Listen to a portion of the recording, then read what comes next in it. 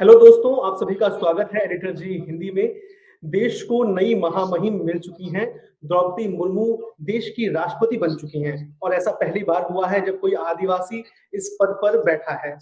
तो द्रौपदी मुर्मू के कार्यकाल और द्रौपदी मुर्मू के जीवन पर बात करने के लिए आज हमारे साथ उनके करीबी रहे प्रहलाद पूर्ति जी हैं। और प्रहलाद जी विधायक रहे हैं बहालदा विधानसभा सीट से। प्रहलाद जी, बहुत बहुत स्वागत है आपका एडिटर जी हिंदी में। जी, धन्यवाद, जोहार। जी। प्रहलाद जी, सबसे पहले ये बताइए, जब हम कोई जश्न होता है या कोई बड़ी हस्ती, बड़ी शख्सियत जब किसी पद पर बैठती है, तो दिल्ली और एनसीआर की खबरें तो हम तक बहुत जल्दी पहुंच जाती हैं। लेकिन दूर-दराज के क्षेत्रों में क्या होता है, हम अक्सर नहीं जान पाते हैं। तो इसी मिथक को तोड़ने की हम कोशिश कर रहे हैं इस एपिसोड के ज़रिए, आपसे बातचीत के ज़रिए। तो आप बताइए, क्या माहौल है द्रौपदी मुर्मू के गाँव में, उस जिले में जहाँ मयूरभंज जिस जिले से वो आती हैं? लोग क्या सोच रहे हैं, अभी क्या स्थिति है? जी, धन्यवाद। आज जब हमारे भारत की राष्ट्रपति के तौर पर मयूरभंज जिला से पहली बार आदिवासी महिला का वहाँ जाना मयूरभंज जिला के लिए और आदिवासियों के लिए बहुत ही खुशी और स्वागत की बात है।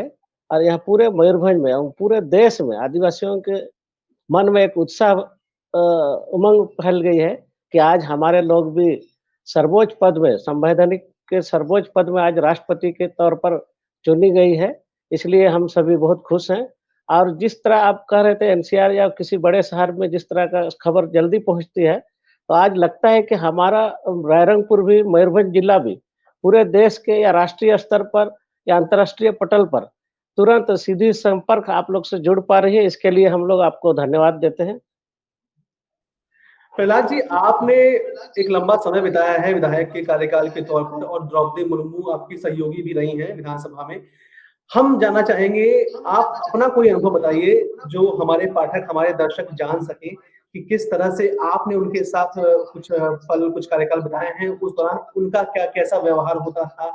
किस तरह वो कार्यकर्ताओं से पेश आती थी? किस तरह वो कार्य करती थी? थोड़ा इस पर एक बार रोशनी डालिए प्लीज़। जी, मैं द्रौपदी महोदय के साथ दूसरी कार्यकाल में 2004 से 9 13वीं उड़ीसा के विधानसभा में मैं साथ रहा हूँ। उनके साथ काम करने का अनुभव है।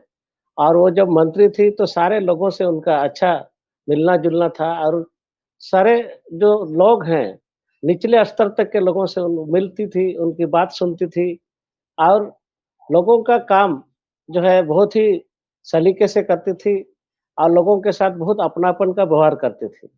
और विधानसभा में भी वो अच्छे से जवाब देती थी और सारे जो प्रक्रियाएँ हैं विधानसभा में, वो अच्छी तरह पढ़ के जाती थी और सारे जो मतलब प्रश्नों का वो जवाब अच्छे से देती थी। जी। कोई ऐसी घटना जो आपको याद हो, कोई स्मृति में आपके हो, कोई विशेष घटना जिसका आप ज़िक्र यहाँ कर सकें अभी हमसे? विशेष ऐसी घटना तो इतना मुझे याद नहीं है, लेकिन हाँ, विधानसभा में जब हम लोग अपने आदिवासियों के ऊपर जो चर्चाएँ चल रही थी, जो कि आज अगर कहा जाए तो धर्म के ऊपर जो चर्चा चल रही थी, हुँ। उस पर उन्होंने बहुत ही अच्छे ढंग से पूरे देश को संबोधित किया था या राज्य को कि हम सभी आदिवासी लोग जो हैं, हिंदू धर्म तो नहीं है, हम लोग शरणाइज़्म हैं। ये बात हमारे मन में आज भी याद है। और हिंदू के विरोधी हम लोग नहीं हैं सारे आदिवासी लोग। लेकिन हाँ, हमारा अपना एक आइडेंटिफ़िकेशन है, अपना एक परिचय है, अपना अपनी बात को रखने का या अपने समाज के लोगों को अलग एक दर्जा के देने के लिए या अलग दर्जा हम लोग चाहते हैं, इसके ऊपर उनका बहुत ही स्पष्ट रवैया रहा है। जी, और निश्चित ही जो आदिवासी की बात आपने कही है, उसको बरकरार रखने की ज़रूरत है। उस पहचान को, उस क्षेत्र को बरकरार रखने की बहुत सख्त ज़रूरत है, जो झारखंड से लेकर उड़ीसा के क्षेत्रों में फैला हुआ है आज भी। तो प्रहलाद जी, हम अगला सवाल मेरा ये है कि 4 साल में द्रौपदी मुर्मू ने परिवार के 3 लोगों को खोया। ये भी एक कड़वा सत्य है उनके जीवन का। तो आप हमें ये बताइए कि किस तरह वो उभरी होंगी उस वक़्त, जब उन्होंने पति को खोया, अपने 2 बेटों को खोया। तो उस दौर में जब महिला पूरी तरह से टूट जाती है एक महिला, तो उस समय वो किस तरह से उससे बाहर आई होंगी?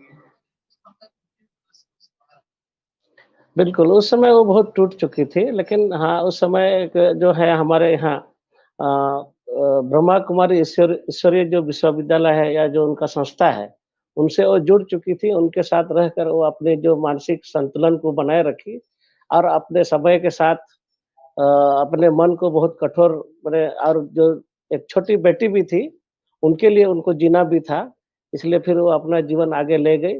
उसी समय फिर हमारे झारखंड राज्य के राज्यपाल के तौर पर जब उनको नामित किया गया या घोषणा किया गया, मैं उनसे भी मिली थी, तो उन्होंने उस समय भी हमसे अपनी बातों को साझा किया था। उन्होंने कहा कि आज जिन लोगों को हमारे साथ खुशी निभानी चाहिए थी, हमारे परिवार के लोग, वो आज हमारे साथ नहीं है, सिर्फ़ एक बेटी है। ये जो बातें उन्होंने हमें सुनाई थी, हमें भी बहुत दुःख हुआ, अफ़सोस हुआ, लेकिन हमने उनको ढाँढस बंधाया कि हम लोग सभी आपके साथ हैं और समाज में या तो जीवन काल में इस तरह की घटनाएँ होते रहती है, तो हमको और आगे चलकर समाज के लिए अपने जो साथ में रहे हैं, उनके लिए काम करना है। इन्हीं बातों को हमने उनको ढाँढस बंधाया था और वो गवर्नर के तौर पर जो अपने कार्यकाल है, वो बढ़िया से काम कर पाई और आदिवासी हित के लिए उन्होंने हमेशा तत्पर रहा है। जी। आपने आदिवासियों की बात कही प्रहलाद जी, तो हम एक जो सवाल है मन में आया है मेरे और जो हमारे पाठक वर्ग हैं वो भी जानना चाहेंगे कि आदिवासियों के किन अधिकारों की बात आप कर रहे हैं? किन समस्याओं का आप ज़िक्र करना चाह रहे हैं जो द्रौपदी मुर्मू के राष्ट्रपति बनने के बाद शायद वो बेहतर हो सके या उनका उनका एक जवाब उनकी दिशा में काम हो सके? बिल्कुल, मैं आपको कहना चाहता हूँ आदिवासियों का आज भी जो अपना आइडेंटिफ़िकेशन है या परिचय है या संवैधानिक जो दर्जा या परिचय होना चाहिए वो आज तक नहीं मिल पा रहा है। जैसे कि हमारे ही लोग जो हैं आदिवासी विभिन्न राज्यों में, अलग-अलग जातियों में अलग-अलग जो व माने वर्ग में बाँटा गया है। जैसे हमारे ही जाति जो हैं असम में हैं उनको अभी तक व ट्राइब ट्राइब टी के माने जाति से जाना जाता है, टी ट्राइब से। उसी तरह बंगाल में भी हमारे आदिवासियों को जो हमारे जो संथाल जो हैं अपने महोदय अभी जो महामहिम द्रौपदी मुर्मू जी, उनके अपने समाज के लोग, अपने जाति के लोग को सही परिचय आज तक पूरा नहीं मिल पाया पूरे देश में। हम चाहते हैं कि आदिवासी लोगों का जो संवैधानिक अधिकार या उसका अपना पहचान पूरे देश में एक होना चाहिए। ये हमारे मन में आज भी आशा बंधी हुई है कि अब महामहिम द्रौपदी महोदय अपने आदिवासियों के लिए, अपने समाज के लिए, अपने संस्कृति के लिए, अपने भाषा के लिए वो इस पर काम करेगी और आने वाले समय में उनको एक पहचान दिलाएगी। जी और मयूरभंज और आसपास के जिलों में जो अभी खुशी का माहौल है, क्या वो भी लोग इसी तरह की सोच रखते हैं या अभी उनके लिए खुशी का मौका है कि उनके घर की बिटिया जो है वो राष्ट्रपति बन रही है? बिल्कुल, आज मयूरभंज जिले में या पूरे माने आदिवासी क्षेत्र में लोग अपने-अपने इष्ट देवता को पूजा कर रहे हैं और कामना कर रहे हैं कि वो आने वाला समय में राष्ट्रपति बनकर देश और समाज का, अपने लोगों का काम कर सके और आज सभी लोग यहाँ पर मिठाइयाँ बाँट रहे हैं, अबीर गुलाल लगा रहे हैं, नाच ग गाना हो रहा है, नृत्य हो रहा है आदिवासी पारंपरिक तौर पर और सभी लोग पूरे मतलब उमंग से हैं, पूरा खुशी उसको ज़ाहिर कर रहे हैं पूरा देश पे कि आज हम सबको भी पूरा भारतवर्ष में आदिवासियों का एक नई पहचान बनी है, जिसके कारण आदिवासी लोग अब पूरे देश में, पूरे विश्व में वो जाना जाएगा कि वो लोग भी अब विकास के मुख्य धारा में मुख्य रूप से जुड़ गए हैं। प्रहलाद जी 2017 में द्रौपदी मुर्मू झारखंड की राज्यपाल थी। तब वहाँ की बीजेपी सरकार के सीएनटी एसटीपी बिल को उन्होंने लौटा दिया था। तो क्या आपको लगता है कि जब वो राष्ट्रपति बन जाएँगी, तब भी कुछ ऐसे फैसले ले सकती हैं, जो सरकार के फैसलों से अलग हों या उनसे उलट हों? जी नहीं, ऐसा सरकार के खिलाफ वाली बात नहीं है, ये आदिवासी हित की बात है, जहाँ पर आदिवासियों का जहाँ पर हित होगा माने जहाँ अहित होगा उस पर वो अपना बात रखेगी, अपना विरोध दर्ज कर सकती है, हमारा इतना विश्वास है। लेकिन हाँ, वो संवैधानिक तौर पर जितना उनको करना चाहिए वो करेगी। लेकिन जो सीएनटी एसपीटी एक्ट है, वो सरकार के विरोध में नहीं है, वो आदिवासियों के हित में है, तो ये आदिवासियों के हित में काम करना सरकार का विरोधी तो नहीं कहा जा सकता है। जी। जी।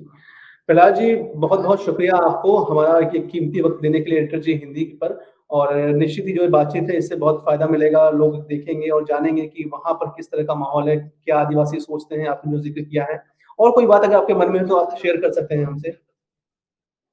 जी नहीं, हम यही उम्मीद करेंगे कि आज हमारे महामहिम राष्ट्रपति महोदय श्रीमती द्रौपदी मुर्मू जी को हम अपने तरफ से एवं पूरे आदिवासी समाज की तरफ से, मयूरभंज से, विशेषकर रायरंगपुर से मैं उनको शुभकामनाएँ देता हूँ एवं बधाई देता हूँ कि आने वाले समय में वो पूरे देश का संवैधानिक तरीके से अपने काम को बाखूबी निभाएँ और आने वाले समय में सभी लोगों को, पूरे देश के सारे लोगों को, सारे समाज के लोगों को अपने काम की जो प्रतिभा है, उससे सबको सम्मोहित करे, सबका मन जीते, यही हम उम्मीद करते हैं।